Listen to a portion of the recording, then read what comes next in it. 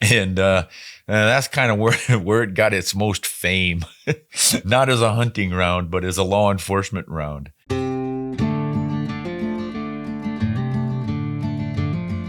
Hello, everyone. Ron Spomer with Ron Spomer Outdoors Podcast at you again. And I've got several corrections and some good advice from our listeners, and also some book recommendations. In my last podcast, someone asked me for a list of books that he could be reading because he's not able to hunt this season, poor guy. So I pulled a few of them out, and I realized I can't grab them all or we'll be here all day talking about some great hunting books. So I went a little bit heavy on Africa because we just got back about a month ago from a safari. And of course, that stirs up all the feelings one gets about an African safari. And those are absolutely wonderful. So we'll discuss some of those. But before we do, I have a few corrections and comments to read from our fans. So this is from Jason S. He says, when I was a new hunter and shooter 25 years ago, unquestionably the best gun for the money was the shotgun with a slug barrel. You could hunt squirrels and rabbits with birdshot, turkeys with high brass and extra full choke, and reasonably ranged deer with a rifled slug barrel. In the knobs of Kentucky, it's a reasonable decision. With guns such as the Thompson Center Encore and the multiple of uppers for an AR-style rifle, do you feel the old shotgun still holds the same versatility value and appeal as in years past? Wow. Yeah, actually, Jason, it does. I mean, I think as much as I love rifles because of their precision, you've got to admit that a shotgun with all the things that you talked about really is the most versatile. And I've done videos on the most versatile rifle, but the shotgun really does beat it because you're not shooting any pheasants out of the air with a rifle. I mean, I'm sure some people have done it, but it's not legal and it's not safe. So shotgun will definitely give you that advantage. So yeah, you can use light loads of birdshot to take everything from doves and quail to heavier loads with bigger pellets for geese and turkeys.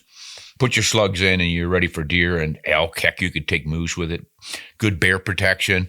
Yeah, it's just an incredibly versatile tool. So if someone is on a budget looking for a good do-it-all firearm, shotgun's certainly the way to go, and I would recommend 12 gauge. Much as I love 20 gauges and 28 gauges, I have to admit the 12 gauge is the most versatile. So there you go. Thanks for bringing that up, Jason. Now, this is from Netto161. I have shoulder pain. And one thing that really helps me is I tuck my elbow against my side instead of having my elbow out. It causes my muscles to flex enough that it's like having a really thick recoil pad. I can shoot all day that way. Well, that's a good point. I've always been the elbow out kind of guy. I sort of learned that way back in the day. They actually taught that in the military. I see now, though, with the new military rifles, well, new. God, I don't know if you can call the Vietnam War with the M16 new, but the 223, essentially, 5.56 NATO, those little auto loaders don't have hardly any recoil. And if you tuck your arm in, someone else wrote in and said, less of a target. If your arm's out like this and your enemy misses you and hits your elbow, you're in big trouble. So keep it tucked in, you make a smaller target. And guys can move pretty quickly this way. And I don't know. I've just never enjoyed shooting like that, but seems to work. And certainly seems to work here for Netto161. So thanks for that tip, Netto. Now, this is Aiden, and he writes, I said something about boar snakes in a previous program, and he said, I recommend to take a boar snake. After you shoot, just run it through a few times to remove anything big, and then hit the chamber with some rem oil, and you should be good to go. An old toothbrush to the chamber, maybe, and a semi or auto action on brakes and levers, and I don't know what all that is. But yeah, essentially he's saying just give it a light cleaning, and that's one of the nice things he likes about the boar snake.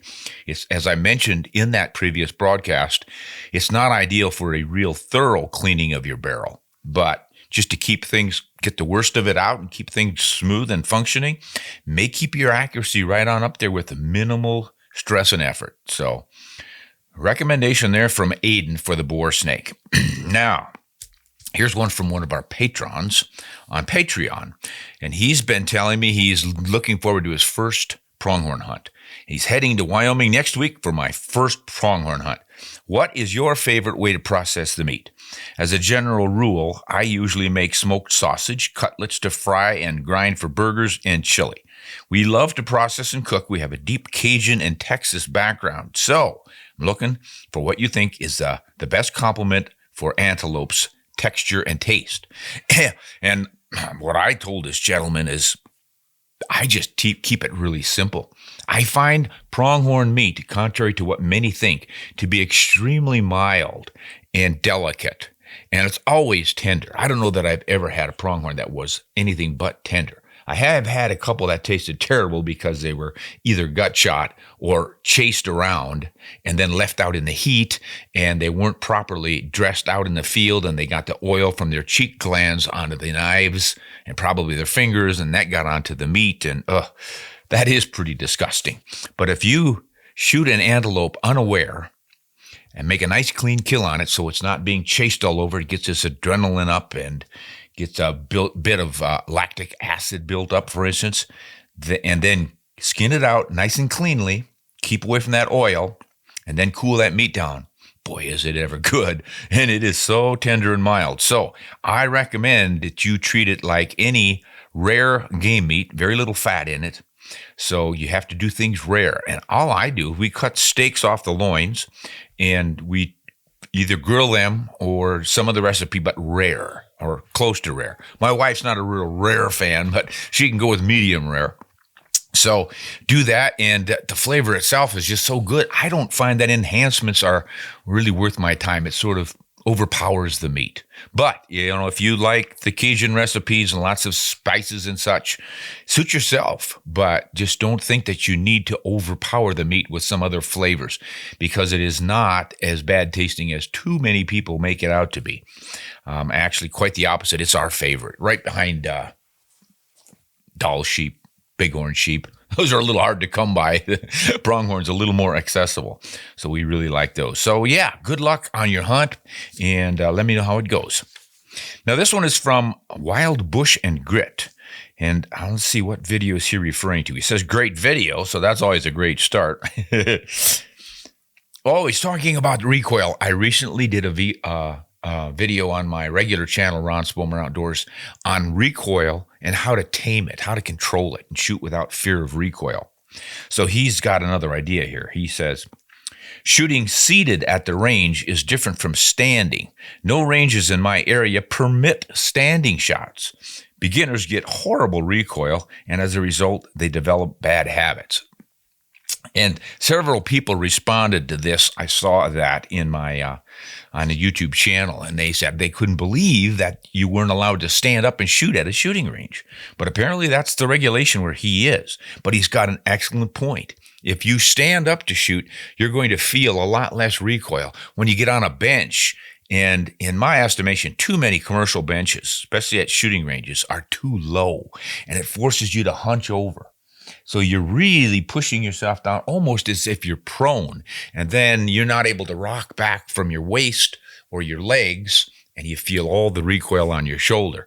And if you go too far forward, of course, that puts the heel of the butt up against your shoulder and less against your chest, so you're narrowing the contact point, and that emphasizes the recoil as well.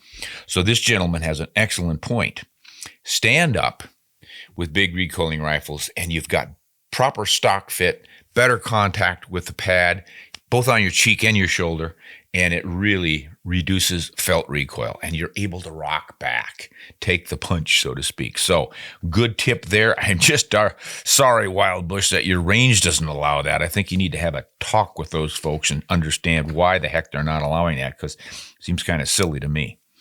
All right, now about these books.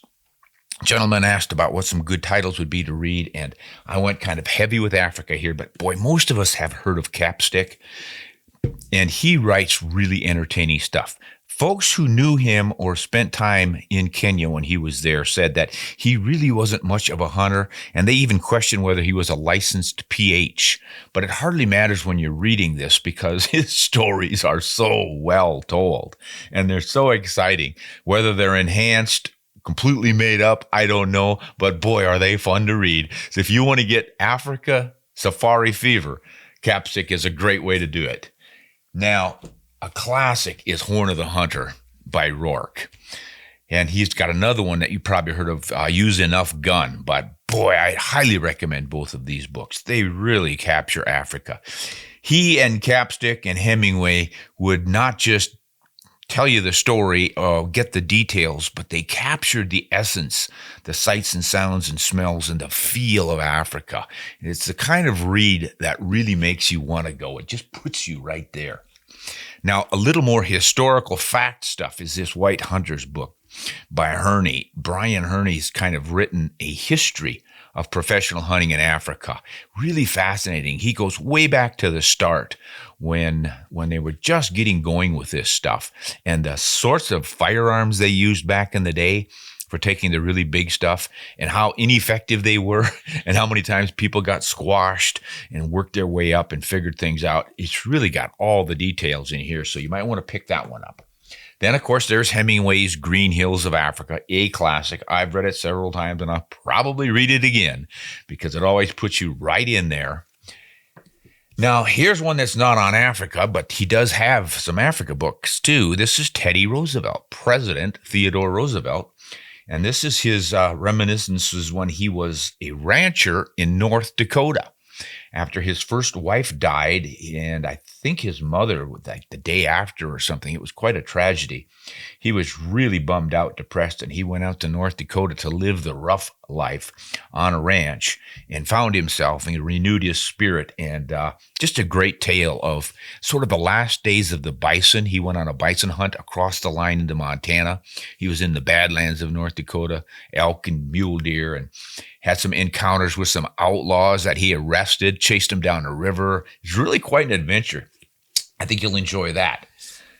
A little more contemporary, Jack O'Connor from the middle of the 20th century. I think most of us have heard about Jack and his writings. He was the gun and hunting writer for Outdoor Life magazine, and he was one of the revered masters of the craft. And he has all kinds of good, solid advice without much of any kind of hype. He just tells it like it is, all about cartridges and rifles and bullets and hunting and how to do it. All that good information in Jack's The Hunting Rifle. Now, here's one that is not about hunting, but I think it behooves every outdoorsman to understand this basic philosophy of conservation. Aldo Leopold's Sand County Almanac is an absolute classic. I read it back in college, and it really set me on the path towards conservation and conservation hunting. I sort of had a natural bent in that direction anyway. And when I read this, he's quite poetic. And again, he really captures the essence of what so many of us feel, but cannot articulate. Why we love it so much. Again, the sense and the sounds and the look and the feel. Why is it that we're just so drawn to, for instance, goose music or the bugle of an elk or the howl of a coyote? And why do we need to be out there in the cold and the wet and the wind and anything else just to absorb this wild country in which we hunt? It just really speaks to the spirit of the hunt. And I think that's why most of us, if not all of us, are out there. And then quickly back to Africa. This is a little bit of a downer here, a little bit depressing, because it's African Twilight by Robert Jones. And he spent a lot of time over there. And he tells it like it is, which is overpopulation of humans is destroying Africa. And it's just inevitable. The more people you have utilizing the range that used to be for wildlife, the less you're going to have for wildlife. They're not going to allow lions to eat their livestock. They're not going to allow elephants to trample their corn crops and their gardens. And all of that stuff happens over there. These people are still, many of them are still living in small farms and villages. They're living in houses that they literally build by hand out of sticks and twigs, thatch roofs, mud in the walls. It's a tough existence, and they cannot tolerate wild animals taking what they need for firewood and crops. And they don't grow a lot of crops, but the ones they do are critical to their survival. So they're the folks who are really putting the pressure on the elephants. Not so much the rhinos, although they don't appreciate rhinos charging through either, but it's the commercial poachers who are ruining that stuff. To a large degree, elephant ivory, but they've kind of solved that one. There are really too many elephants in many of the national parks. because they're such a big domineering animal. They can really destroy habitat too. But a combination of Western colonial thought telling Africans how they need to live their lives, plus increasing human population, is just really leading to the decline of African wildlife, or African twilight, as Jones puts it. Still a great read, and I think it gives us a little bit of hope. As depressing as it is with all the facts about how bad it has gotten, I am seeing some pretty encouraging happenings over there along the lines of, say, one of my favorite places in Mozambique, Zambezi Delta Safaris in Kutada 11, in which they have restored wildlife from virtually extirpated to saturated. And the classic example is buffalo. They counted around 1,200 buffalo in that area before they started managing it as a hunting block. And now they have more than 25,000 buffalo in there. At the same time, they're hunting them every year, and they are providing local villagers with something like 30,000 tons of wild game meat, which of course means there's very little poaching going on because they don't have to poach for bushmeat. They're being supplied by the hunters, the rich Western hunter who comes over there for his trophies. But that is extremely tightly controlled. They shoot less than 2% of the annual production of those herds. So they're really not impacting the populations negatively. They're only shooting males, trying to shoot the older ones who've done their breeding already. Just the whole program works. It's a sustainable use. And I've seen that in several other countries, Zambia, Zimbabwe, South Africa, Namibia. Those are the countries that still have abundant wildlife where they are managed for trophy hunting. It's just the opposite of what the story is in the popular media. So you might want to look into that. I mean, it just gives me a lot of hope for Africa. And that same program, I think, could spill over into the rest of the world and work beautifully. So now the team has given me a computer.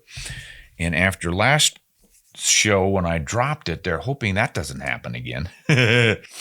So let's see what they have here for questions. Someone is asking about a 7mm WSM. This is Dr. White Bass 87.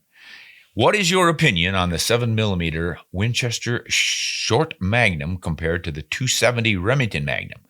Well, my first opinion is I don't know anything about a 270 Remington Magnum, so I think you've got a little bit of confusion here. Do you mean a 270 Weatherby Magnum, or do you mean the 270 Winchester short magnum? Those are the only 270 Magnums that I'm aware of. So let us assume, well, let me think here. You know, the 270 Weatherby Magnum is maybe 100 feet per second faster than the WSM version. So between the 7mm WSM and the 270 WSM, those are the same case. One just shoots a 28 caliber bullet, the other's a 27.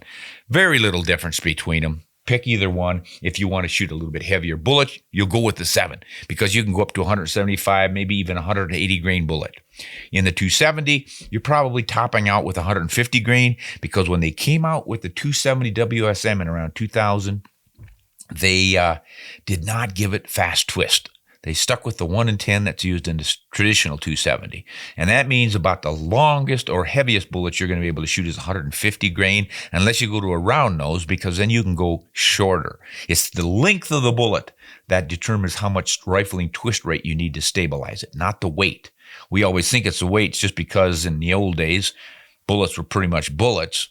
Unless they were flat-nosed or round-nosed, you were going to end up with the same length overall. So 150 grain is considered to be a long or heavy bullet that needs to be stabilized with faster twist rifling.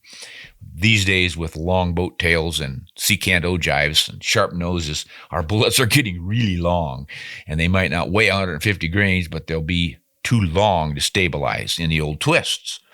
So both the 7 and the 270 have that same twist rate problem. Not really a big problem in the 7s, but the 270 sort of limits you. But the 270 WSM shoots so fast that I find that its 150 grain loads were kind of the sleekest, highest BC bullet you can get in a 270 at 150 grains. It'll still stabilize, and because of its extra velocity, it'll hang right there with the 6.8 Western, which is a new 270 that lets you shoot heavier, longer bullets because it has a faster twist rifling, 1 in 7.5, 1 in 8, down in that range. But boy, out to about 500-600 yards, the old 270 WSM hangs right with it by using a 150 grain bullet. So if you were meaning there, Mr. White Bass, the 270 Weatherby Magnum, just kind of the same story, but add about 100 feet per second velocity to the 270 WSM. But now, of course, you're going to be using a standard length magazine rifle. If you're shooting a bolt action rifle, for instance, and you got a Weatherby, it's going to be the 30-06 length, 3.3 inches versus the 2.8 inches out of the short actions in the WSM. So, it's just, do you want short? Do you want standard? No big deal there. I think people make way too much of that short versus long action business. So either one of them any of those three are going to do just fine for anything you're hunting in North America. And I include moose in that. Probably not the biggest bears and stuff, but I assume you're hunting all the common deer and elk and probably maybe a moose or a sheep or something like that. Great cartridges, every one of them. You really can't quibble. You're going to do well with any of them. All right, Jeremy. Jeremy asks, hey, Ron, I'm hoping your team will see this question. Well, we just did. They gave it to me. Hey, I'm wondering about the 6.8 Western. Well, isn't that a coincidence? I was just talking about that. The ballistics seem to be ideal for most hunters, and I'm wondering why it seems that there's a complete radio silence on the cartridge. Do you think it's going to ever take off? Well, I haven't noticed complete radio silence, although recently, it sort of does its splash when it first comes out, and all the magazines cover it, and everybody gets all excited, and then what's going to happen next? So I think it depends on probably how much Winchester and Browning push it. That's their baby. I think they cranked it out there to compete with the 6.5 PRC because those two are remarkably close in both look, shape, powder capacity, and everything else. I think the 6.8 has an advantage, much as I love the 6.5 PRC.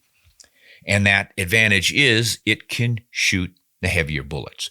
You might get up to 156 grain bullet in the PRC, which is nothing to sneeze at.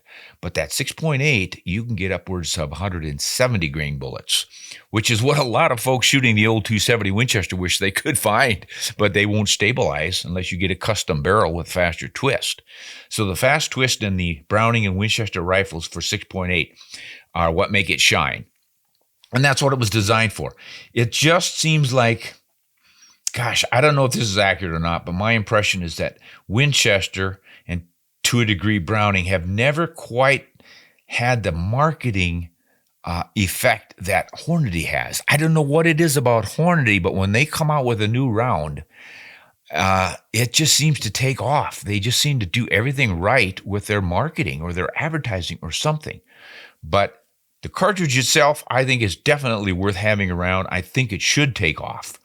But marketing, it just comes down to perceptions, public perception, and marketing, and whether or not folks think that it's worth having. I certainly think it is. So fingers crossed on this baby.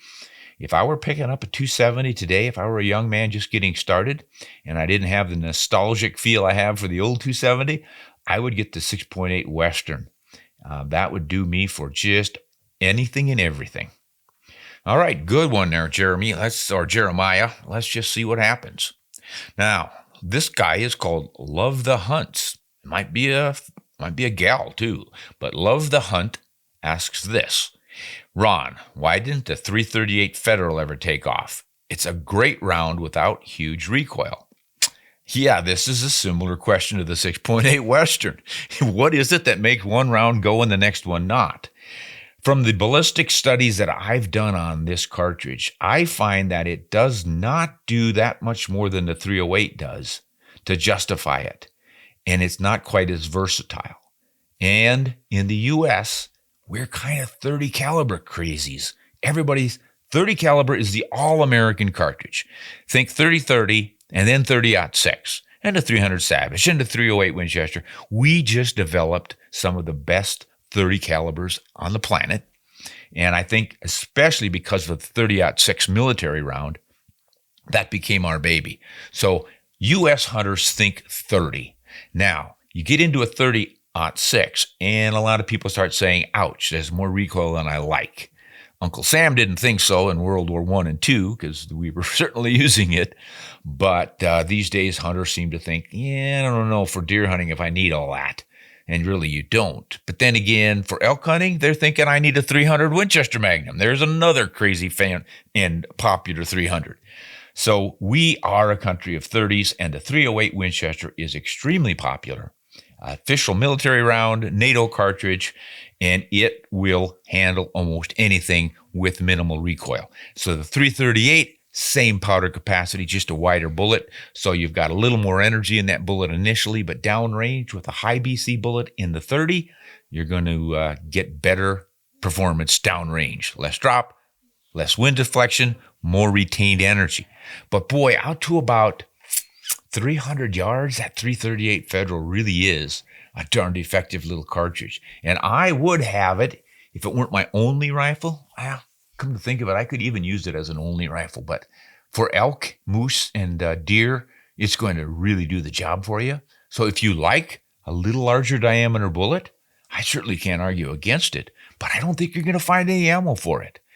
I don't know that anyone but Federal ever loaded for it. Nosler probably did some in its trophy line. So that makes it, whereas this 308 Winchester, you're going to find so many variable loads for that thing, you'll never shoot them all.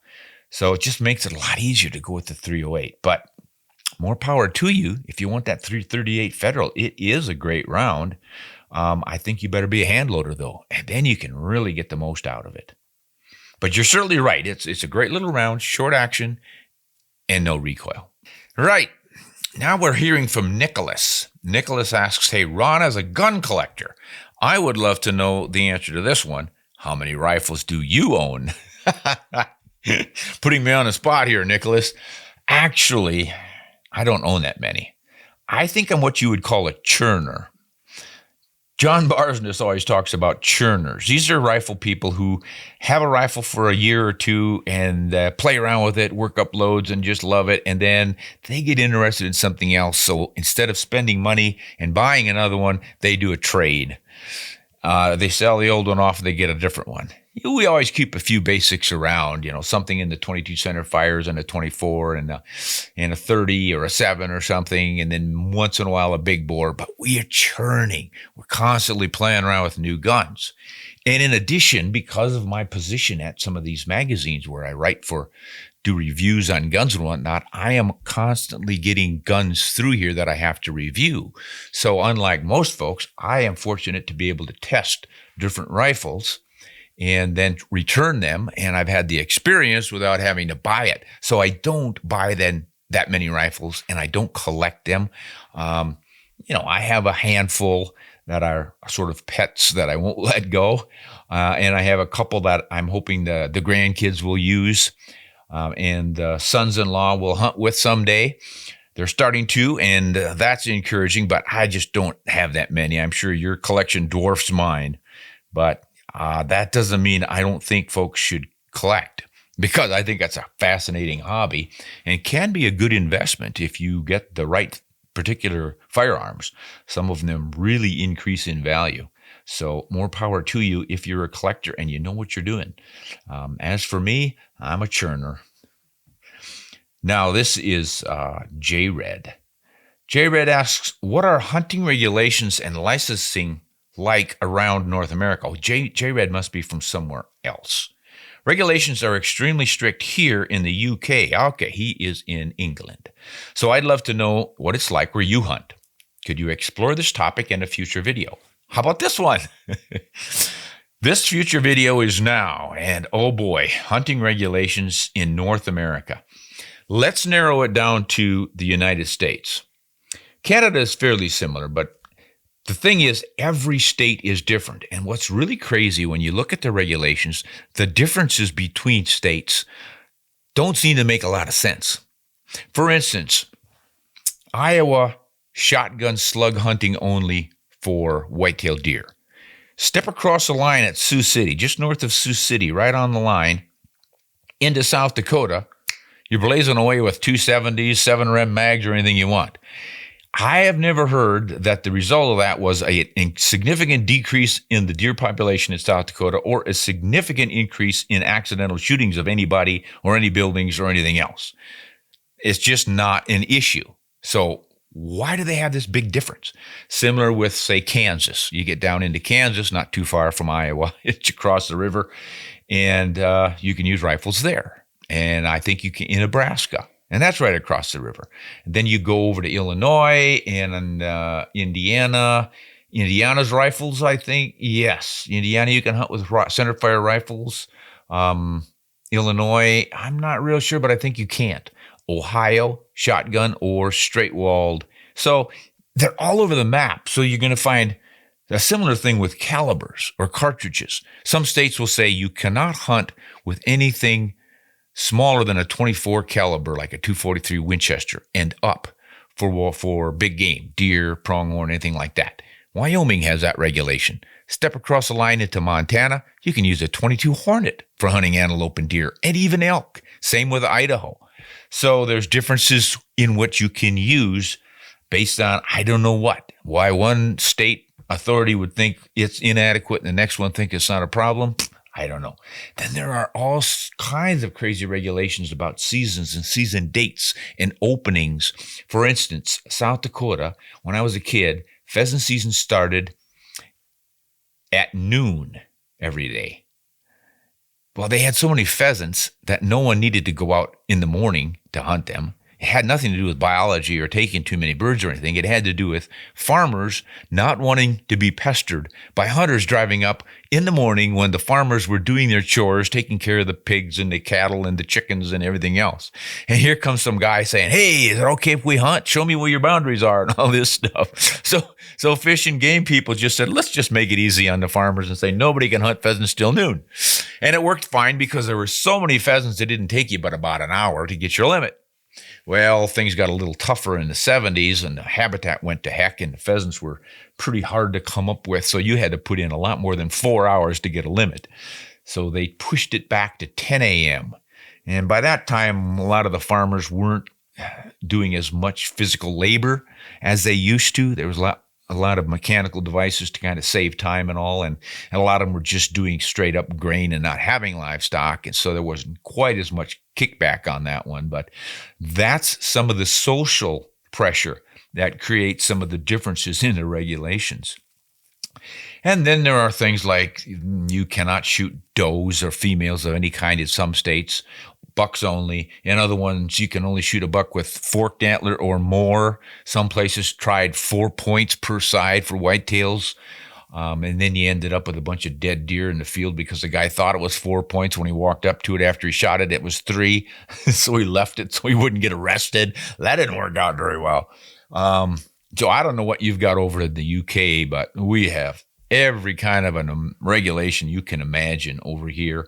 And it's really kind of mixed up. So you have to study. And what makes it particularly tough for a traveling hunter is keeping track of all that stuff. If you hunt several states a year, and a lot of us do, you've got to really bone up on these things because you'll remember the state you were just in, and it's different in the state you've just gone to, and you can get in trouble really quickly. So that's some of the confusing stuff that goes on with hunting regulations over here. The good news is that regardless how they play their regulations, most states seem to be able to manage good populations of their wildlife. It all comes down to habitat. Whenever there's a significant decrease in the population of anything, it's not because of the hunting regulations. It's not because somebody shot with too small or too big of a shotgun or rifle. It's almost always because the habitat's been wiped out. Big ag, I mean, you take thousands and thousands of acres and you turn them all into a monocrop. You're not going to have cover there for wildlife. You turn it highways, waterways, cities, suburbs, expanding human populations. There's where our wildlife bites it. And southeast quail population is the perfect example. It used to be just exploding with quail down there, and now they're virtually gone, whereas some areas of Texas, Oklahoma, and Kansas still have a lot of bobwhite quail. The habitat is still there. Down in the southeast, not so much. All right, I hope that answered some of your curiosity there. Now, this is from Jeff, and Jeff says, I love your content. It reminds me of the articles I used to read in Sports Afield in the 1960s. Boy, that really dates me. No, I'll take that as a compliment because I liked reading Sports Afield in the 60s myself. I recently was looking at some ammo in my collection, and I came across a few rounds of .30 Remington. I don't know where these came from, and I own no rifles chambered for this round. However, I'm unfamiliar with it. Can you shed some light on this cartridge? The .30 Remington was created for the Remington Model 8 auto-loading rifle. And it's fairly unknown these days, but it was fairly popular back in the early 1900s. I think it came out in 1908. And there were several other ones along that same basic case design. And it didn't go far. I don't know how many other rifles it was ever loaded for. It might have been put into some of the lever actions like a Marlin. But it really didn't do anything that the 30-30 didn't do, and that was pretty well set by then, and everybody stuck with it. And the .30 Remington just sort of languished. But if I remember right, it was used by Frank Hamer, who took out Bonnie and Clyde in that shootout. He had a Remington 8, and I'm pretty sure it was in a .30 Remington. And that's kind of where it got its most fame, not as a hunting round, but as a law enforcement round. So that's basically it. It just did not drive a big, heavy cartridge or bullet. It did not drive a big, heavy bullet and very fast. So it's not what you would call an ideal deer hunting round for much of anything. But folks who have it and use it, inside of 150 yards, I think they do just fine with it. All right, this is Howie, and Howie asks, hey, Ron, I'm curious to know your thoughts on using the flat spot method of load development. Loading 10 or more shots or cartridges with incrementally increasing charge weights. And then the spot where that velocity doesn't increase over about 3 shots is considered the flat spot, and your accuracy charge is found therein. Does that sound right? Yeah, Howie, you are on it. This is also known as the ladder test or the node way to find accuracy. You're looking for your accuracy node in a particular rifle. And there's a lot of debate about this, whether it's valid or not, but plenty of people swear by it. And here's how the whole program is supposed to work. So you are working up your loads with a little bit more powder each time. Obviously, you want to be testing that for velocity and then pressure signs, because you don't want to go with too much pressure. So follow the recipes in the book. But instead of shooting, say, 3 to 5 shots at 100 yards with 50 grains of powder, and then shooting another 3 to 5 with 51 grains of powder, and then another with 52 grains of powder, you're loading and shooting and loading and shooting and trying to figure out which ones are going to group the best. What's going to happen with your barrel is that at a certain pressure wave going down the barrel, the oscillations, the vibrations, or as somebody once said, it's sort of like a donut going down the barrel. So this pressure wave is pushing down the barrel in the steel, and it literally moves. If you can imagine a steel barrel enlarging and shrinking behind the bullet and stuff. And this wave comes out the end. Is the barrel, some will say whipping, so it might be up and down or side to side, but if you've got the barrel just at that split second where it stops and the bullet emerges consistently, every time you shoot that same load with that same velocity, that same donut pressure wave is going through it, and it all comes out when the barrel is stopped between an oscillation, extreme right or left or up or down. And there's your accuracy. Whether or not it actually works that way, that's where the debate comes in. But a way to test it is by building your loads up. Some say 0.2 grain difference between them. Some say 0.1 if you want to really fine tune it. Some will go as far as 0.5 just to get the feel for where their accuracy is. But here's the idea. Let's say you're looking in your hand loading manual and it says the first load you want to start with, make sure there's no pressure problems or everything. Let's make it 49 grains. And then they start working their way up with that powder. 49 grains, 49 and a half, 50, 50 and a half, 51. You just load each one of those right on up through the scale. And guys will generally do about 10 of them. And you want to probably do it, as I said, with 0.2 difference. So one would be 49, then would be 49.2 grains, 49.4 grains, 49.5 5 grains or 6 grains, depending on how you want to do it, 1, 2, 3 grains at a time. Work your way up. You've got all those loads sitting on your bench and you're out shooting. Your target ideally should be at 300 yards because you want to start to see some difference in where these things are landing. And at 100, they're all clustered a little too tight. So that makes it a little tough for folks. The idea, though, then is at 300 yards, you aim dead center on the target every time. You shoot once and you mark that bullet hole. There's a lot of walking involved here unless you got a good spotting scope and another target right at your bench and you can make a mark at the same spot and then write down, this was my 49 grain load.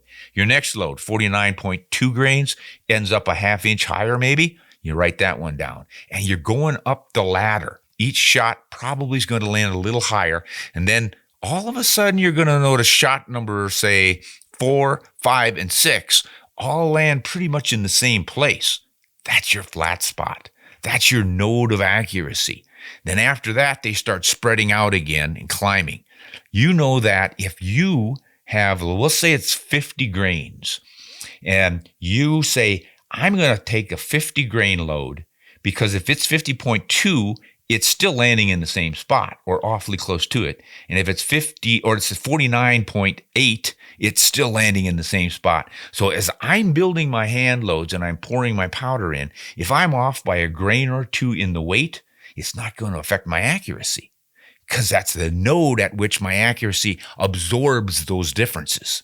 If you're lucky, your rifle might make it at 0.5 grains per. So you could go 49.5 and then all the way up to 50 and anywhere in there. If you're off a little bit by a tenth of a grain here or there, or even 3 or 4, you're still going to be accurate, land in the same place. So you found your accuracy with only 10 shots instead of 3 shots and 3 shots and 3 shots and 3 shots with each one of those powder doses. It's, I think, a pretty valid way of figuring out fairly quickly. Now, it depends on having an accurate rifle. And if you have a rifle that will not group anything better than 2 inches, you're never going to figure it out. You've got to have a pretty good MOA or better grouping rifle before that starts to make sense. But the idea then is to find that flat spot, that node where the vibrations are minimal and a variation in your powder charge is not going to result in a big variation in your precision shooting where those shots land. I think it's worth a try. The ladder test. Do some research, Google it, and you'll find variations on the theme from a lot of different folks and different explanations of what's actually going on in the barrel. Some will call it barrel whip, some oscillations and vibrations, some with that little donut pressure wave going down it, but it all amounts to the same thing. Most barrels are going to have a spot at which you're going to be accurate, whether you're off a few grains or not. So there you go. That is the flat spot ladder test, Howie. I hope it made sense. And if I got it all wrong, you guys are, of course, welcome to write in and straighten me out.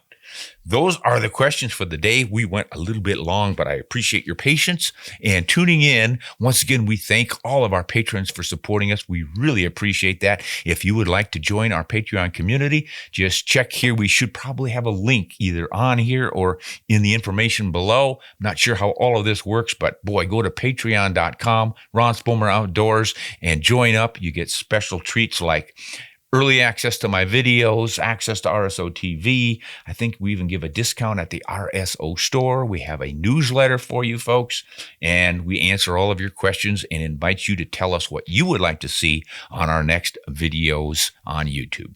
Thanks for tuning in. Ron Spomer signing off. Hunt honest and shoot straight.